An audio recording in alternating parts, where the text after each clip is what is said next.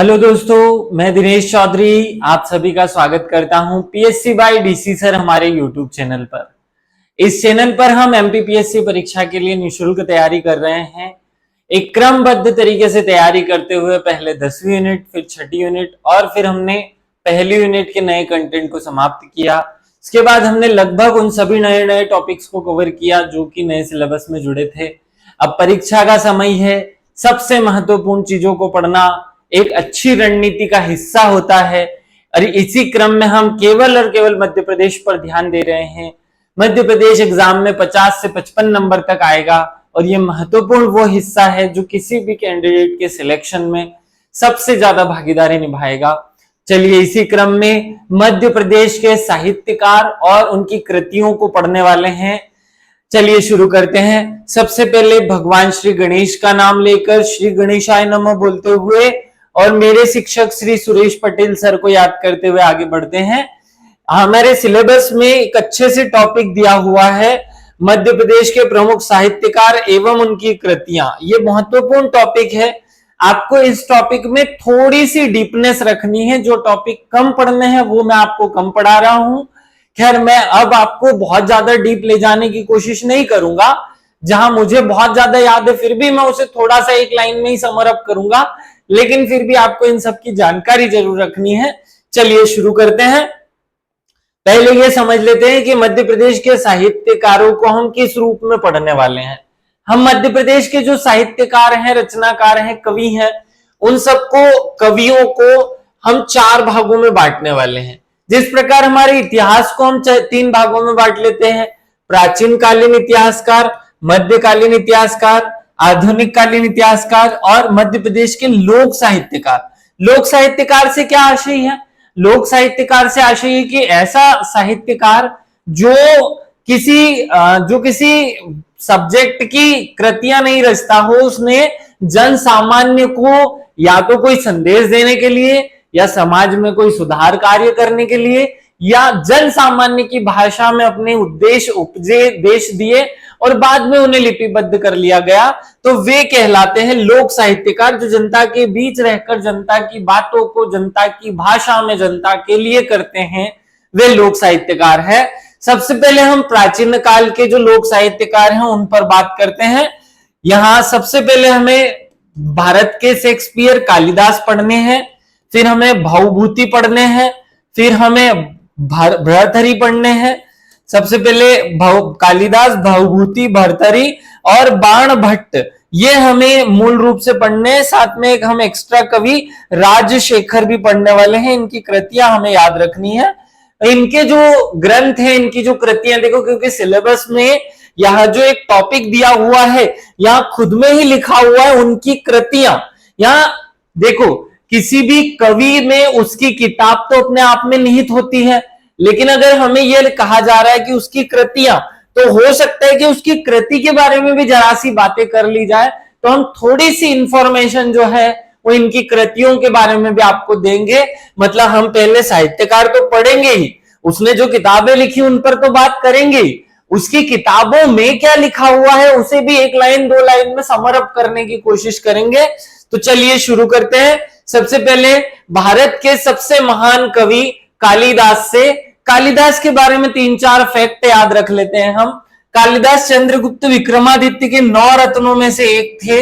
सबसे पहला आपको यह पॉइंट याद रखना है कि चंद्रगुप्त विक्रमादित्य जो कि उज्जैन के राजा थे। कहां के थे ये? उज्जैन। देखो, विक्रमादित्य अनेक हुए हैं, उसमें से एक जो गुप्तकालीन राजा हुए हैं उनमें भी चंद्रगुप्त विक्रमादित्य हुए हैं। तो माना जाता है कि वो उस समय तात्कालिक उज्जैन के गवर्नर हुआ करते थे, या गवर्नर उनका उज्जैन में किसी न किसी राजकुमार के रूप में शासन था। तब उनके 9 रत्नों में इन्हें शामिल किया और फिर जब वे गुप्त साम्राज्य की राजधानी में पहुंचे तो अपने साथ कालिदास को लेकर गए।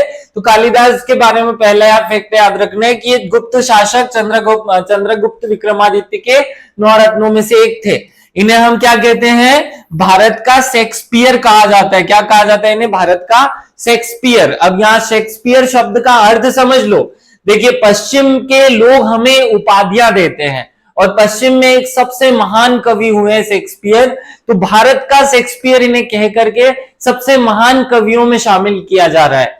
संस्कृत भाषा इनकी मूल भाषा रही और ये संस्कृत के एक कवि और नाटककार के रूप में जाने जाते हैं।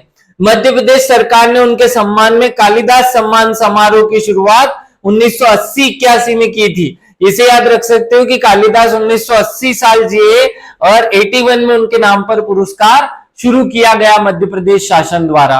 तो इस तरीके से हमें कालिदास के बारे में 2-4 बातें याद रखनी है। अब आते हैं हम इनकी रचनाओं पर। तो रचनाओं में हमसे ये क्वेश्चन भी बन सकता है कि कौन सा महाकाव्य, कौन खंड काव्य, कौन सा नाटक है। तो आपको थोड़ा सा याद रखना है कि कालिदास की 7 रचनाएं हैं। कितनी रचनाएं हैं? 7 रचनाएं हैं। उनमें 2 महाकाव्य है। अब देखिए, मैं आपको चाहूं तो कोड बना करके 7 के नाम रटा सकता हूं, ये मेरे लिए कोई बहुत बड़ा काम नहीं। एक चुटकी बजाते ही मैं आपको कोड बता दूंगा, लेकिन मैं चाहूंगा नहीं कि आप इस बात को कोड से याद करें। मैं आपको ये डीपनेस पे ले जाना चाहता हूं। देखो, जो महाकाव्य होते हैं उनकी विषय वस्तु भगवान होते हैं या मूल भगवान हो जाते हैं। जैसे एक में राम भगवान हो गए और एक में शिव भगवान के पुत्र कार्तिक हो गए। तो ये जो शिव भगवान के पुत्र है कार्तिक, उनको कुमार कार्तिक कहा जाता है। तो कुमार संभवम कार्तिकेय पर और राम भगवान के वंश पर रघुवंशम, इस तरह से 2 महाकाव्य लिखे गए। अब आपको ये याद हो जाएगा कि 2 भगवानों पर 2 किताबें लिखी गई। राम भगवान पर रघुवंशम, राम भगवान को रघु भी कहते हैं। रघुकुल रीति सदा चली आई, प्राण जाई पर वचन ना जाई। तो यहाँ रघु शब्द क्यों गया कहा है? रघु माने भगवान राम को दर्शाया जा रहा है। तो रघुवंशम और कुमार संभवम 2 बुकें हो गई। ये दोनों महाकाव्य, इनकी डिटेल भी दे रहा हूं मैं, इनमें क्या लिखा है ये भी बताऊंगा मैं आपको अभी। 2 खंड काव्य, खंड माने छोटे छोटे टुकड़ों में। देखो, महाकाव्य क्या होता है? वो काव्य महाकाव्य जिसमें एक व्यक्ति के जन्म से लेकर मृत्यु तक की पूरी कथा का वर्णन हो, वो महाकाव्य हो जाता है। खंड काव्य क्या होता है? जिसमें मनुष्य के जीवन का या फिर किसी एक घटना के एक खंड का वर्णन हो, वो खंड काव्य कहलाता है। तो खंड काव्य 2 है, ऋतु संहारम और मेघदूतम। देखो, बादल आते हैं तभी तो ऋतु बदलती है, या ऋतुओं का सीधा कनेक्शन जो है वो मेघों से है। तो यहाँ जो प्रकृति के दोनों तत्व हैं वो दोनों के दोनों खंड काव्य हैं, क्योंकि प्रकृति में हजारों तत्व होते हैं जिससे वो पूरी होती है। उसमें से 2 तत्वों का वर्णन, 2 खंडों का वर्णन खंड काव्य हो गया। 3 राजाओं के प्रेम की या उनके शासन की बातें की गई है। मालविका, अग्निमित्र, मतलब मालविका और अग्निमित्र नाम के राजा की, अग्निमित्र इन दोनों के प्रणय प्रसंग की। अभिज्ञान और शकुंतला के मतलब पुरुरवा नाम के एक राजा और शकुंतला नाम की एक रानी के, या शकुंतला के प्रणय संबंधों का वर्णन। और विक्रम और उर्वशी नाम की जो अप्सरा थी, उर्वशी एक अप्सरा का नाम था। तो इन तीनों राजाओं और उनकी प्रेम कहानियों का वर्णन जिसमें नाटकीय ढंग से किया गया हो, वो कहलाएंगे 3 नाटक। तो आपको बड़े आसानी से ये, क्योंकि एग्जामिनर हमसे चतुराई से कुछ भी पूछ सकता है ना कि कुमार संभवम क्या है। कुमार संभव एक महाकाव्य है, एक नाटक है, एक कविता है, या फिर खंड काव्य है। ऐसे भी प्रश्न आ सकते हैं। तो हमें पूरी तरह से तैयार होना है कि कालिदास ने 7 रचनाएं रची, उनमें 2 बड़े हैं, 2 महाकाव्य, 2 खंड काव्य और 3 नाटक हैं। देखो, नाटक शब्द में कितने हैं? ये शब्द हैं 3। खंड में 2 टुकड़े हो जाएंगे और महा में भी 2 टुकड़े हैं, या महा शब्द 2 शब्दों से मिलकर बना है। खंड में जब चीजों को 2 टुकड़ों में बांटो तो भी खंड होता है, और नाटक में 3 है। तो 3 नाटक कौन कौन से? मालविका, अग्निमित्रम, अभिज्ञान शकुंतलम और विक्रमोर्वशीयम। अब जब मैं इनकी डिटेल आपको दूंगा तो आपको पूरा याद हो जाएगा। अभी आपको क्या करना है? कालिदास की 4-5 बातें, विशेषताएं याद कर लेनी है। दूसरा पॉइंट, इनकी 7 रचनाएं याद कर लेनी है। अब हम एक एक रचना की डिटेल पे आते हैं कि कालिदास का जो पहला महाकाव्य है कुमार संभवम, उस पर करते हैं बातें। ये इनका पहला महाकाव्य है। सबसे पहला पॉइंट ये याद रखें कि कालिदास का पहला महाकाव्य कौन सा है? तो कुमार संभवम है। कौन सा है? कुमार संभवम। इसमें क्या किया इन्होंने? तो मैं आपको पूरी किताब पढ़कर नहीं सुना रहा हूं, लेकिन उसमें से कुछ अंश सुना देता हूं कि कुमार संभवम का नाम कुमार संभवम। देखो, कार्तिक का नाम जानते हैं आप, भगवान शिव के 2 पुत्र थे। तो जो कुमार थे, तो एक तो गणेश जी उनके पुत्र हैं और दूसरे पुत्र कुमार कार्तिकेय हैं। तो कुमार कार्तिक जो हैं वो उनके बड़े पुत्र हैं। तो कार्तिक को भगवान क्यों जन्म देते हैं? ताड़कासुर नाम का एक दैत्य होता है, मतलब राक्षस होता है। तो भगवान शिव और पार्वती दोनों मिल करके एक पुत्र को जन्म देते हैं। क्यों? ताड़कासुर का वध करने के लिए और पृथ्वी के अनेक कार्यों को संचालित करने के लिए एक देवता की आवश्यकता होती है। तो उस रूप में कार्तिकेय को शिव और पार्वती द्वारा जन्म दिया जाता है। तो शिव और पार्वती के विवाह से लेकर, शिव और पार्वती के विवाह से लेकर कुमार कार्तिकेय के जन्म और उसके बाद ताड़कासुर नामक दैत्य के वध करने तक की पूरी कथा, मतलब कि उसमें पूरी आख्यान को वर्णित किया गया है, इसीलिए इसे महाकाव्य कहा गया। तो ऐसे आपको याद रखना है कि कुमार संभवम क्या है भैया? तो कुमार संभवम जो है वो इस प्रकार की एक रचना है जिसमें भगवान शिव के पुत्र कार्तिक के जन्म से लेकर, मतलब विवाह शिव पार्वती का, फिर जन्म, फिर ताड़कासुर के वध की तैयारी और फिर वध तक की पूरी कथा का वर्णन हो, वो कुमार संभवम होगा। आपको ये बातें मैं कहां से बता रहा हूं? तो हो सकता है आपने अभी तक इन किताबों का केवल नाम सुना हो। मैं आपको एक किताब बता रहा हूं, कालिदास की जितनी रचनाएं वो सब इस किताब में है। इस किताब में कालिदास की सारी रचनाएं हैं और मैंने एक एक रचना पढ़ी। कालिदास इतने मनमोहक कवि हैं, इनकी सारी रचनाएं हर एक स्टूडेंट को पढ़नी चाहिए, क्योंकि हम बाहर के कवियों को पढ़ करके अपनी संस्कृति को भूलते हैं। इससे अच्छा हम अपनी संस्कृति के कवियों को पढ़ करके हमारी महानता को पढ़ें। इन्होंने इतना मार्मिक वर्णन किया है, जैसे ऐसा फील होता है कि हमारे सामने घटित हो रही है घटनाएं। आप आंखें बंद करो तो आपको वही दिखाई देने लगता है। चलिए अगले पे आते हैं। रघुवंशम, दूसरा महाकाव्य इनका है रघुवंशम। रघुवंशम में क्या किया गया भैया? रघुवंशम क्या किताब है?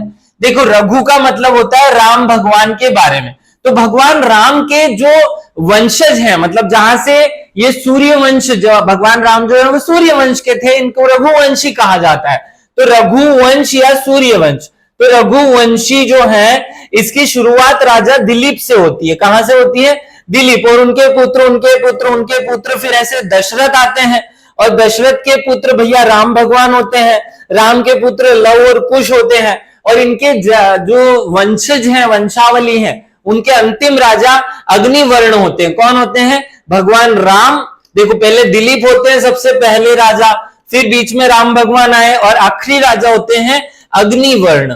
तो अग्निवर्ण तक के भगवान राजा दिलीप से लेकर राम से होते हुए अग्निवर्ण तक के 29 पीढ़ियों की पूरी डिटेल जिस किताब में मिलती है उसी का नाम रघुवंशम पड़ता है। रघु मतलब राम भगवान के वंश की पूरी कहानी को दोहराने वाली या बताने वाली किताब कहलाती है रघुवंशम। इतना मार्मिक वर्णन है कि हमें राजा दिखाई देने लगते हैं अगर आप इसे बड़ी शालीनता से, शिद्दत के साथ पढ़ें।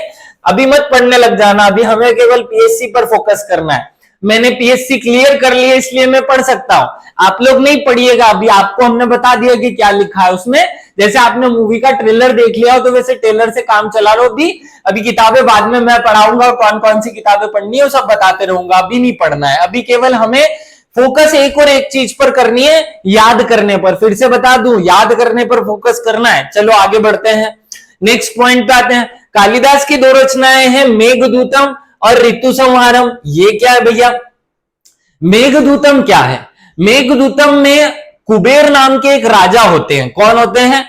कुबेर नाम के एक राजा हैं और कुबेर नाम के राजा के यहाँ फूल लाने का काम करता है यक्ष नाम का एक व्यक्ति, और वो एक लड़की से प्रेम करता है, उसकी पत्नी मतलब प्रेयसी से प्रेम करता है। तो राजा जो कुबेर हैं, ये जब पूजा करने जाते हैं तो यक्ष फूल ले जाने में देर कर देता है, तो इसे देश निकाला दे दिया जाता है। और इसकी पत्नी जो है या इसकी प्रेयसी जो है वो उसी देश में रहती है। रत्नागिरी पर्वत पर इसको पलायन करना पड़ जाता है। अब रत्नागिरी पर्वत पर यक्ष है और उसकी प्रेमिका जो है वो कुबेर के राज्य में है। अब ऐसी स्थिति में कुबेर जो है वो अपनी पत्नी तक अपनी विरह की वेदना, उसकी याद को, संदेश को, मैसेज को कैसे करे, तो वो सहारा लेता है मेघों का। मेघ मतलब बादलों का, क्योंकि उसको कोई और सहारा देता ही नहीं है।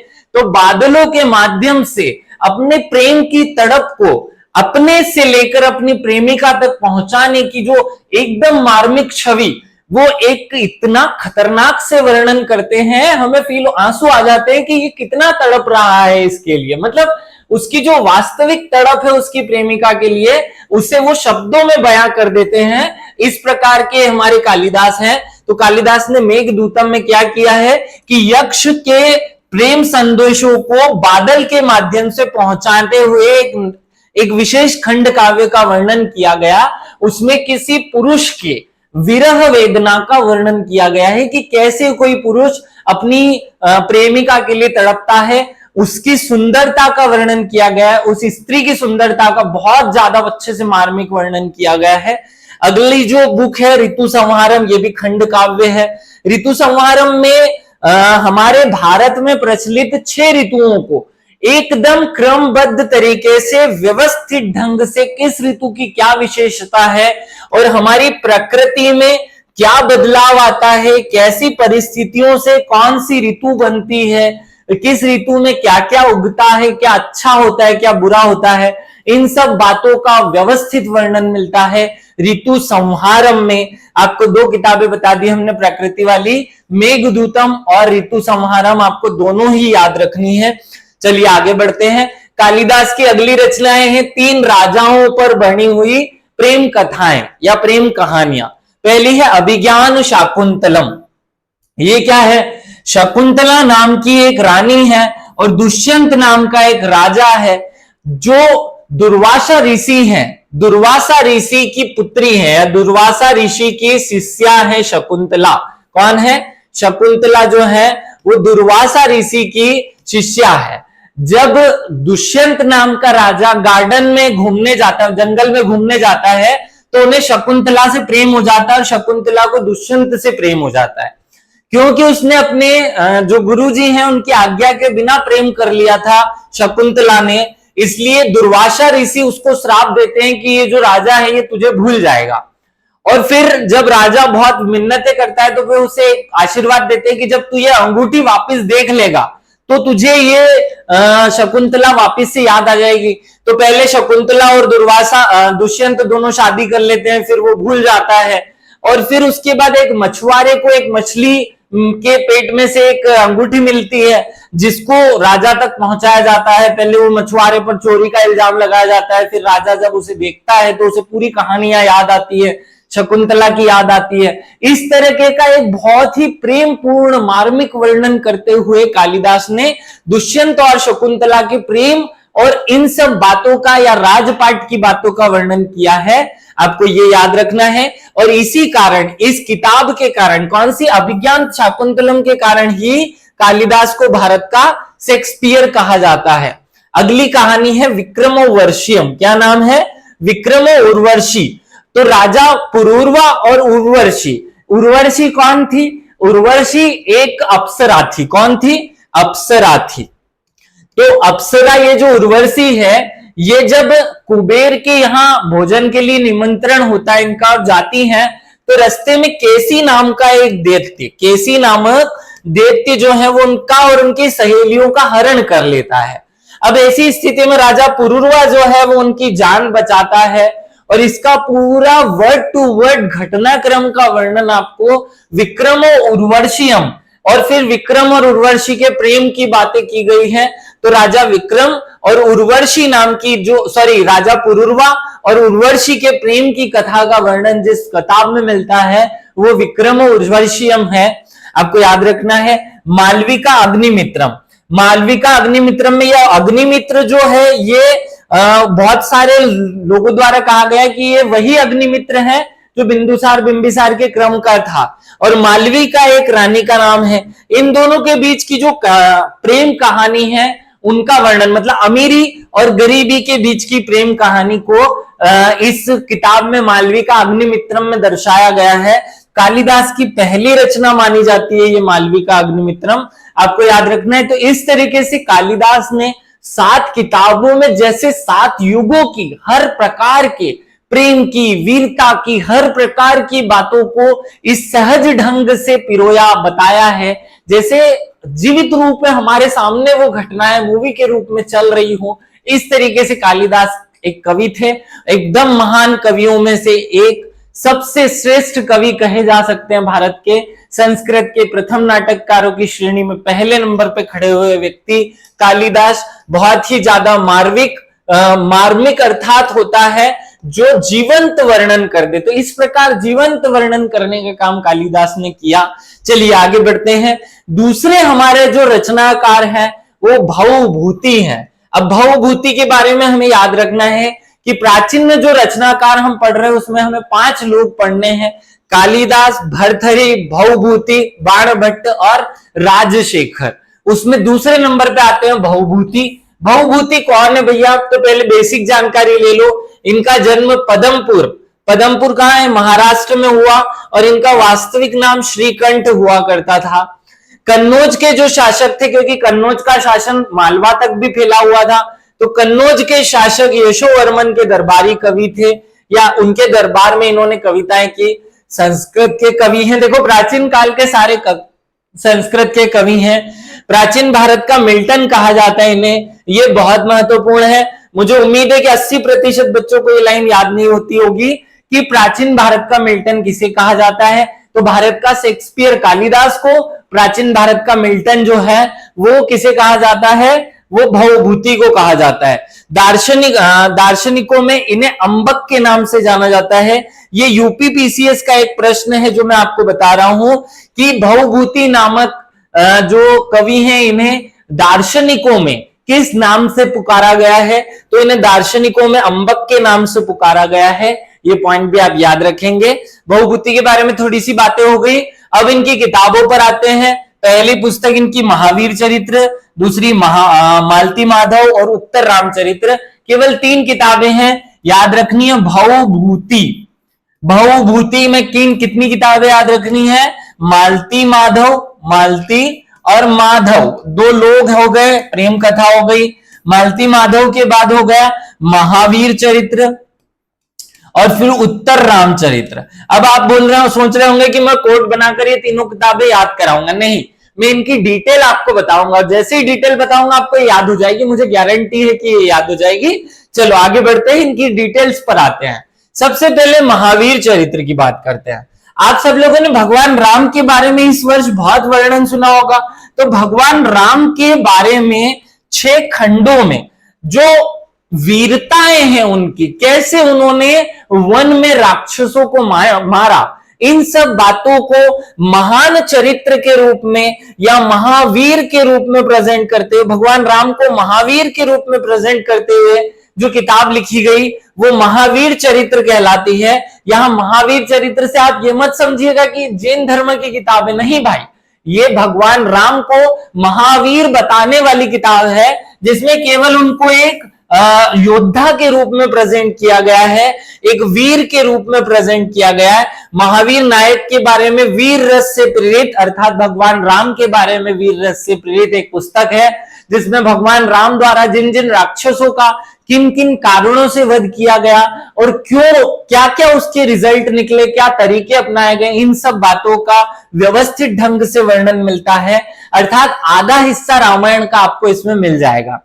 अगली किताब होती है उत्तर रामचरित्र। तो आपने रामचरित्र मानस का नाम सुना है। रामचरित्र मानस में अगर उत्तर लगा दिया जाए तो उत्तर का अर्थ होता है बाद में, अर्थात जब सीता माता और राम भगवान दोनों श्रीलंका से रावण की कैद से अयोध्या आ जाते हैं, तो अयोध्या आने के बाद अयोध्या वासियों की बातें सुनकर जब भगवान राम सीता को फिर से 12 वर्ष का वनवास देते हैं, तो उस वनवास का वर्णन हमें जहां मिलता है वही उत्तर रामचरित्र है। एक लाइन मैथिली शरण गुप्त ने इनके बारे में लिखी कि पत्थर भी रो पड़े सीता के धरती प्रवेश पर। इन्होंने इस किताब में इस ढंग से सीता की व्यथा का वर्णन किया कि पढ़ने वाला अगर ना रो दे तो गारंटी है कोई ऐसा व्यक्ति नहीं हो सकता जो उत्तर रामचरित्र को पढ़े और उसकी आंखों में आंसू ना हो। सीता की जो मजबूरियां हैं उनको इस ढंग से बताया गया है जो उस समय की सामाजिक स्थिति की महिलाओं की दशाओं को प्रेजेंट करती है। आपको ये याद रखना है, ये संस्कृत का पहला दुखांत नाटक कहलाता है। ये प्रश्न भी पूछा जाता है कि संस्कृत का पहला दुखांत नाटक कौन सा है। संस्कृत का पहला दुखांत नाटक जो है वो आपको याद रखना है। संस्कृत का पहला दुखांत नाटक उत्तर रामचरित्र है। ये कोई नहीं भूले, ये याद रहे आप सब लोगों को। तो आपको दो किताबें जो है महावीर चरित्र और उत्तर। अगले जो शासक हैं जिसके बारे में हमें पढ़ना है वो है भर्तहरि। भर्तहरि को आप सब जानते हैं। भर्तहरि उज्जैन के राजा हुआ करते थे। उज्जैन के राजा विक्रमादित्य के बड़े भाई हुआ करते थे, लेकिन ऐसे कोई विशेष कारण रहे कि इन्होंने राजपाट को छोड़कर सन्यास के मार्ग को अपना लिया। इनके द्वारा जो रचनाएं लिखी गई हैं वो बहुत महानतम कृतियों में गिनी जाती हैं। भर्तहरि की जो रचनाएं हैं उसके बाद सबसे विशेष रचनाओं में भर्तहरि की रचनाओं में जो तीनों अंग हो सकते हैं मानव जीवन के, जिसमें नियमों को भी प्रधानता दी जाती है, प्रणयी संबंधों को भी, और संन्यास मतलब आध्यात्म को भी प्रधानता दी गई है। चंद्रगुप्त विक्रमादित्य के बड़े भाई थे और उज्जैनी के राजा थे। उज्जैनी उस समय उज्जैन को कहा जाता था। इनकी जो साधना स्थली रही है वो उत्तर प्रदेश के चुनार में रही।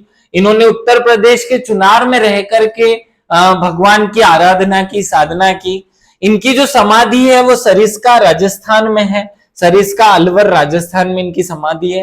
ये तीनों ही पॉइंट आपको याद रखने हैं। और भर्तहरि की गुफाएं जो है वो उज्जैन में है। आपको 3 पॉइंट याद रखने हैं। भर्तहरि की गुफाएं उज्जैन में है। इनकी आराधना स्थली जो है उत्तर प्रदेश का चुनार रहा, जबकि इनकी समाधि जो है वो सरिस्का राजस्थान रहा। मतलब इन्होंने मध्य प्रदेश, उत्तर प्रदेश और राजस्थान सभी क्षेत्रों को कवर किया। 12 वर्ष तक उज्जैनी का सिंहासन संभालने के बाद उन्होंने अपने भाई विक्रमादित्य को राजपाट सौंप दिया और स्वयं ने सन्यासी जीवन को धारण किया।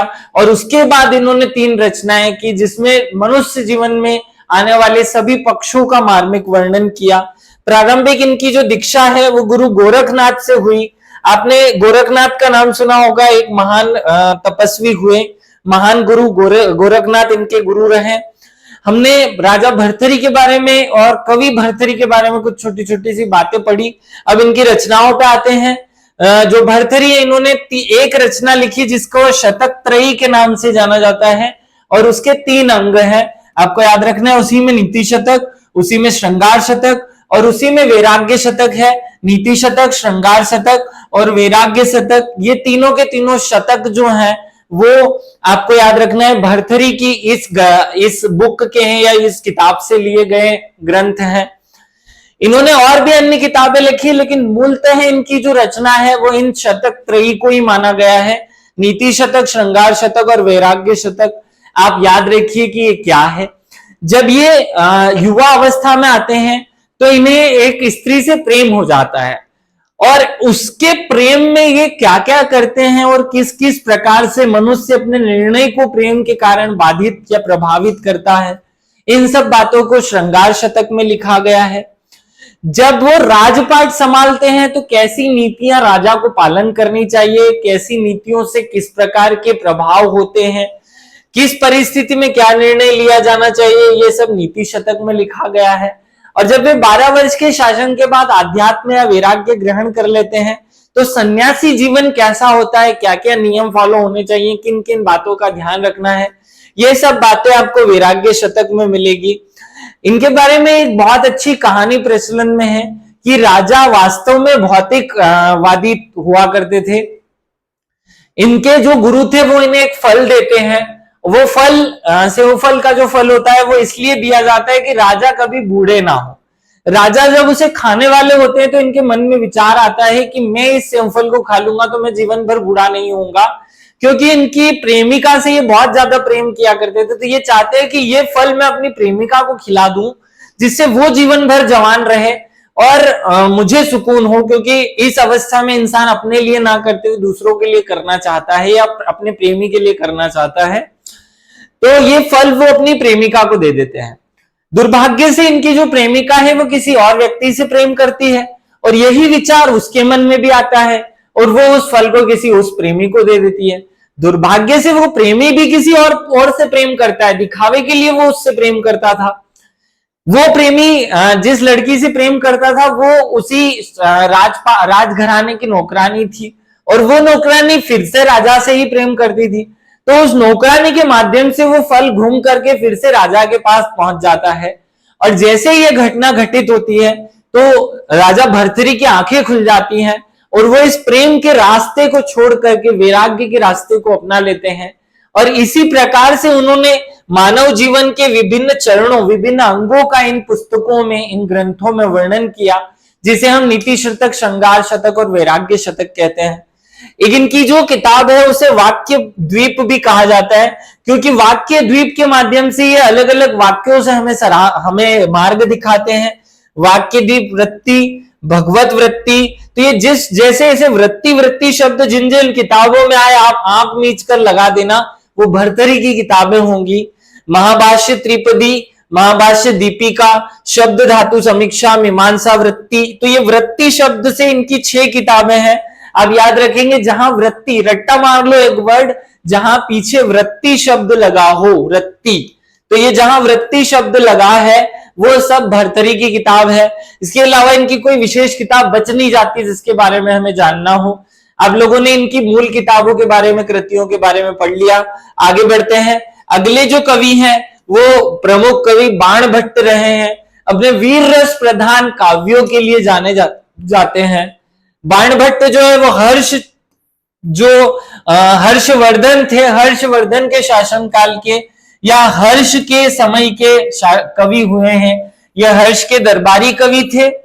इनका उपनाम जो है वो साहित्य के क्षेत्र में इन्हें वनांचल के केसरी के उपनाम से जाना जाता है। ये बहुत महत्वपूर्ण पॉइंट है, किसे वनांचल के केसरी कहा जाता है, तो बाणभट्ट को वनांचल के केसरी कहा जाता है, याद रखना है आपको।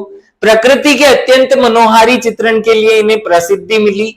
जो प्रकृति का चित्रण किया इन्होंने वो इस प्रकार से सदृश्य किया कि जैसे आपके सामने कोई फूल ला करके रख दे, उसी फूल के बारे में बोल रहे हैं और वही फूल आपकी आंखों के सामने प्रकट हो गया हो। हर्ष ने इन्हें चक्रवर्ती राजा की उपाधि दी थी या चक्रवर्ती की उपाधि दी थी, आपको यह भी याद रख लेना है।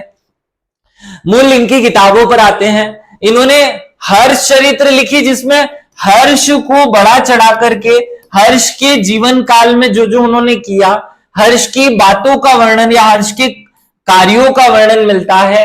हर्ष की प्रशंसा में लिखा गया काव्य हर्ष चरित्र कहलाता है, जिसमें हर्ष के चरित्र का वर्णन है, वो हर्ष चरित्र है। आपको याद रखना है। कादंबरी, कादंबरी एक बहुत अच्छा उपन्यास है। ये इतना अच्छा उपन्यास है कि यहां इस कादंबरी नाम के उपन्यास की मूल विषय वस्तु में आपको बताऊं, एक तोता कहकर के सुनाता है, मतलब तोता कथा कहता है और उसका वर्णन आपको कादंबरी में मिलता है। तो विश्व का प्रथम उपन्यास है ये, याद रखिएगा। विश्व का प्रथम उपन्यास किसे कहा जाता है? कादंबरी को कहा जाता है। और कादंबरी में क्या है? एक तोते द्वारा कथा सुनाए जाने का प्रसंग है। मुकुट ताड़िता क्या है? मुकुट ताड़िता संस्कृत का पहला दुखांत नाटक है। मुकुट ताड़िता, अब ये मुकुट ताड़िता शब्द से ही आपको समझ में आ रहा होगा मुकुट तोड़ने की बात की जा रही है। मुकुट ताड़िता, ये पॉइंट याद रखना है आपको।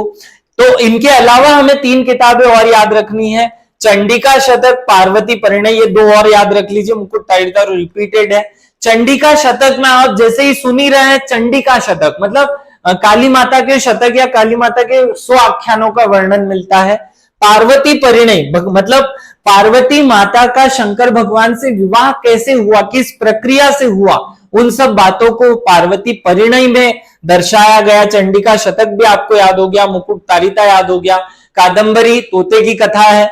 हर्ष चरित्र, हर्ष के तारीफ करते हुए जो कथाएं वर्णित की गई वो हर्ष चरित्र में है। इस प्रकार बाणभट्ट एक महान कवि हुए। बाणभट्ट ने या पुराने जितने भी हमने कवि पढ़े, उन्होंने जो प्रत्यक्ष अप्रत्यक्ष को प्रत्यक्ष रूप में प्रेजेंट करने की कोशिश की और इसीलिए इन महानता की चोटी पर पहुंचे। आपको याद रखना है। अगले कवि हमें याद रखने हैं राजशेखर। राजशेखर कौन है? काव्य शास्त्र के पंडित थे या काव्य शास्त्र के पंडित की उपाधि मिली इनको। त्रिपुरी के कलचुरी वंश के जो महान शासक हुए हैं या त्रिपुरी के कलचुरी वंश के जो राजा हुए हैं, उनके युवराज युवराज देव प्रथम नाम के जो राजा थे उनके दरबारी कवि या दरबार के प्रथम कवि रहे। फिर इसके अलावा राजशेखर जो है वो प्रतिहार नरेश महेंद्र पाल जो कि मध्य प्रदेश में जिन्होंने शासन किया उनके बेटे महिपाल के गुरु भी थे और मंत्री भी थे, और उनके शासन काल में भी इन्होंने अनेक रचनाएं रची। आपको याद रखना है राजशेखर की पत्नी चौहान कुल की क्षत्रियनी थी और ये स्वयं भी क्षत्रिय थे, लेकिन फिर भी इन्होंने कवि के रूप में अपना भारत के प्राचीन इतिहास में अमूर्त योगदान दिया। इनकी रचनाएं हमें याद रखनी है, काव्य मीमांसा, बाल रामायण। अब देखो आप एक विशेषता देखिए कि जितने भी मैं प्राचीन काल के 5 कवि आपको बता रहा हूं सब में आपको रामायण के बारे में कहीं ना कहीं वर्णन जरूर मिलेगा। किसी ने महावीर चरित्र लिखा, किसी ने रामायण लिखा, किसी ने बाल रामायण लिखा, किसी ने उत्तर रामचरित्र लिखा। तो उस समय की जो मूल विषय वस्तु थी वो रामायण हुआ करती थी। एक बाल भारत भी लिखी, तो भरत और रामायण दो तो भाई याद हो जाएंगे आपको। कर्पूर मंजरी इनकी बहुत इंपॉर्टेंट किताब, याद रखिएगा। काव्य मीमांसा भी याद रखना है, विशाल भंजिका, भुवन कोश और हरिविलास, ये 5-6 किताबें हमें राजशेखर की याद रखनी है। राजशेखर सीधे तौर पर मध्य प्रदेश के कवि नहीं थे, ये किसी और राज्य के महाराष्ट्र क्षेत्र के कवि माने जाते हैं, लेकिन मध्य प्रदेश के शासकों के दरबार में रहे इसलिए इन्हें भी हमें याद रखना है। इनकी किताबें वो उतनी ही महत्वपूर्ण है। ये 5 कवि आप याद रखेंगे। आगे हम मध्यकाल के कवियों के बारे में पढ़ने वाले हैं। मध्यकाल में भी हमें ऐसे ही 5 कवि पढ़ने हैं, उनकी डिटेल हमें थोड़ी थोड़ी सी याद रखनी है।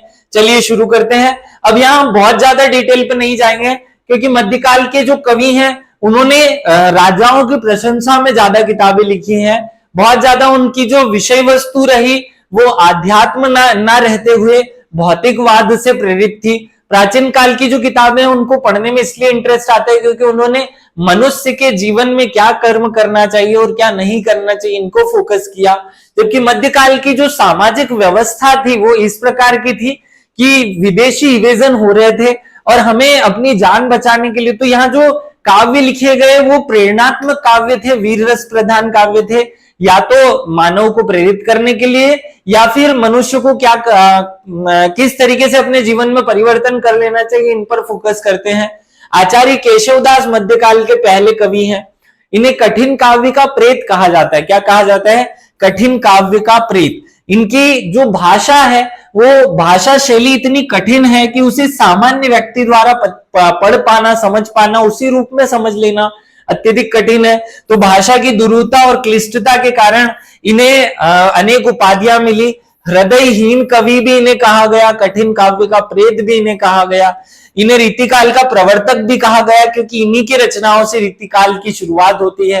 ओरछा, आप सबको पता है मध्य प्रदेश का एक विशेष हिस्सा ओरछा है, और इस ओरछा में ये ओरछा है और ओरछा के राजा जो रहे हैं नरेश इंद्रजीत सिंह, उनके दरबार में इन्होंने दरबारी कवि के रूप में काम किया है, दरबारी कवि के रूप में अपनी रचनाएं लिखी।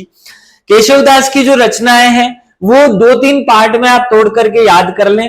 देखिए मैं जो रचनाएं हैं इनको कोड बनाकर अगर याद नहीं करवा रहा हूं क्योंकि हमें इन किताबों के बारे में थोड़ी सी बेसिक इंफॉर्मेशन अगर होगी तो हम लिख पाएंगे कि किसकी किताब है। देखो केशव, कृष्ण भगवान को केशव कहा जाता है, तो वो रसिक प्रिया हो गए, कवि प्रिया हो गए, मतलब उन्हें रसिक प्रिया कहा जा सकता है, कवि प्रिया कहा जा सकता है।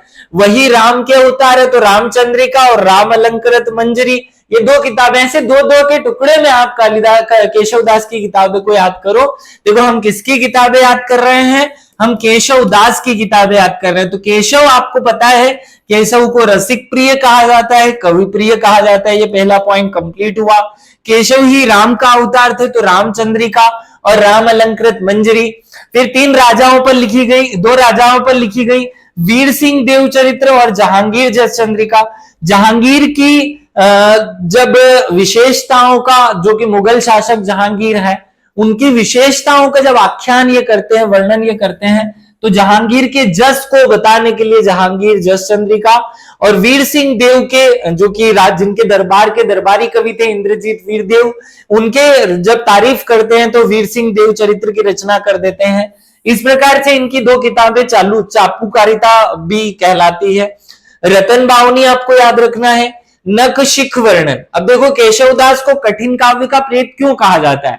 नख से शिख मतलब नाखून से लेकर शिखा तक, चोटी तक का वर्णन इन्होंने किया, नख शिख वर्णन। तो केशव, केश को हम क्या कहते हैं? बाल, केश हमारे चोटी के पास ही होंगे, तो शिख तो हो गया, नख अपने आप याद कर लो। 12 मासा, हर समय की बातों का वर्णन। विज्ञान गीता, रत्नावली और छंदमाला, कुछ और किताबें हैं। आपको बहुत ज्यादा परेशान नहीं होना है, मैं कोड बनाकर याद करूंगा। आप देखो कोड बहुत सारे होने लगे तो आप छोटी छोटी सरल सी चीजें बिना कोड के याद करो। जब आधुनिक का समय के कवि, आधुनिक भारत के कवि जब पढ़ेंगे तब मैं आपको कोड बनाकर जरूर याद कराऊंगा। ये किताबें बहुत सरल हैं, इसलिए इनको आसानी से याद कर लो। केशवदास की किताब है रसिक प्रिया कवि प्रिया। देखो केशव से हमने जोड़ लिया इसे, फिर राम भगवान का नाम जोड़ लिया, राम और केशव एक ही के अवतार थे विष्णु भगवान के। फिर 2 राजाओं की कहानियां बताई, वीर सिंह देव चरित्र और जहांगीर जस चंद्रिका। रतन बावनी, छंदमाला, इन दोनों को एक साथ जोड़ लो, रतन बावनी और छंदमाला। रत्नावली और विज्ञान गीता, नक्षिक वर्णन और 12 मासा, ऐसे करके हमें इनको 2-2 के जोड़े के रूप में याद करना है। आपको उम्मीद है याद हो जाएगी। चलिए आगे बढ़ते हैं। केशवदास के बाद मध्यकालीन अगले कवि आते हैं भूषण। भूषण एक विशेष कवि हैं जो बुंदेलखंड के बुंदेली भाषा के महान कवियों में प्रथम स्थान रखते हैं। भूषण की जो रचनाएं हैं वो आपको याद रखना है। इनका जन्म तिविकमपुर में हुआ था 1630 में, अर्थात मध्यकाल के कवि हैं। इनका उपनाम एग्जाम में एक बार पूछा जा चुका है, इसलिए याद रखेंगे। भूषण का उपनाम जटाशंकर था। ये शिवाजी के दरबार में कवि भूषण के नाम से जाने गए। इनकी उपाधि जो है वो चित्रकूट के राजा या चित्रकूट के जो सोलंकी राजा थे उनके द्वारा इनको चित्रकूट के भूषण की उपाधि दी गई थी। इनका मूल नाम तो जटाशंकर था, लेकिन एक राजा ने इनको भूषण की उपाधि दे दी, इसलिए इन्हें भूषण के नाम से जाना गया। बुंदेला शासक जो है छत्रसाल, उनके संरक्षण भी इनको प्राप्त हुआ। देखिए एक जो राजा होता था उसके दरबार में अनेक कवि होते थे, ऐसे ही एक कवि भी अनेक राजाओं के दरबार में रहता था। जैसे वो किसी एक राजा के दरबार में है और वो युद्ध में वीर गति को प्राप्त हो गया, तो अब ये कवि दूसरे राजा के दरबार में चले जाएगा। ऐसे ही आपको याद रखना है, छत्रसाल जो कि मध्य प्रदेश के शिवाजी कहे जाते हैं और शिवाजी जो कि भारत के शिवाजी थे, ये दोनों के दरबार में रहे। और साथ में ये चित्रकूट के जो राजा थे, सोलंकी वंश के राजा रुद्रदेव, उनके दरबार में भी रहे। तीनों राजा के नाम याद रखने हैं। इनकी रचनाएं हमें याद रखनी है। तो क्योंकि शिवाजी और छत्रसाल के दरबार में रहे तो इनकी सारी किताबें शिवाजी और छत्रसाल पर बेस्ड हैं। सबसे पहला शिवाजी के बारे में वर्णन शिवराज भूषण कहलाता है। क्या कहलाता है? शिवराज भूषण। और ऐसे ही शिवा की 52 लड़ाइयों का वर्णन जो है वो शिवा बावनी या शिवाजी की जो 52 लड़ाइयां हैं उनका वर्णन शिवा बावनी में इन्होंने किया। तो ये 2 किताबें जो है वो आपको याद रखनी है, शिवाजी के ऊपर बेस्ड हैं। ऐसे ही भूषण हजारा और भूषण उल्लास, ये इन्होंने भूषण हजारा मतलब 1000 लोगों को वध करने की कथा, और भूषण उल्लास विजय के उपलक्ष्य में लिखी गई। और ऐसे ही भूषण विलास, तो 3 किताबों में तो भूषण नाम ही आ गया, इसलिए इन्हें तो याद करना नहीं है, क्योंकि जहां भूषण नाम आ गया वहां कहीं और कवि क्यों लिखेगा। और 2 किताबें जो मूल काम की थी उनमें शिवाजी आ गया। एक किताब इनकी है जिसमें छत्रसाल नाम है। तो छत्रसाल ने 10 साल तक कैसे शासन किया, इन बातों का वर्णन छत्रसाल दशक में मिलता है। हमें 3 किताबें मूलतः याद करनी है। कौन कौन सी 3 किताबें याद करनी है?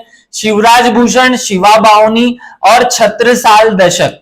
तो छत्रसाल दशक छत्रसाल राजा पर बेस्ड है, शिवा बावनी शिवाजी की 52 लड़ाइयों, और शिवराज भूषण जो है शिवाजी के जीवन की बात करता है। इस प्रकार हमने भूषण की बातें की। अगले कवि पद्माकर भट्ट हैं। पद्माकर भट्ट जो है वो क्योंकि मध्य प्रदेश के ग्वालियर के राजा दौलतराव सिंधिया के दरबार में रहे इसलिए प्रसिद्ध हैं, या इसलिए भी इन्हें विशेष रूप से जाना जाता है। 1753 ईस्वी में इनका जन्म हुआ। सागर के तेलंग ब्राह्मण जो है वह पंडित मोहनलाल के यहाँ ये जन्मे, अर्थात ये जन्म से एक ब्राह्मण व्यक्ति थे।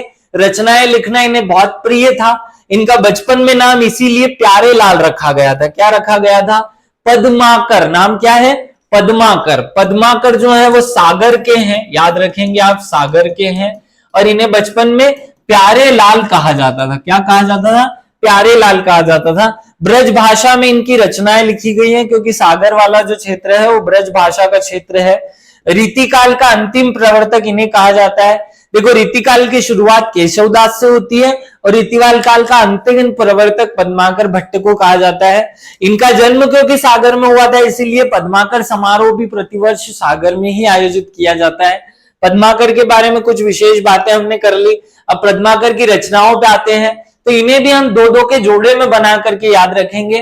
पद्माकर, देखो पद्माकर कैसे याद रखोगे? दो नदियों के नाम है, गंगा लहरी और यमुना लहरी, ये दो किताबें हो गई इनकी।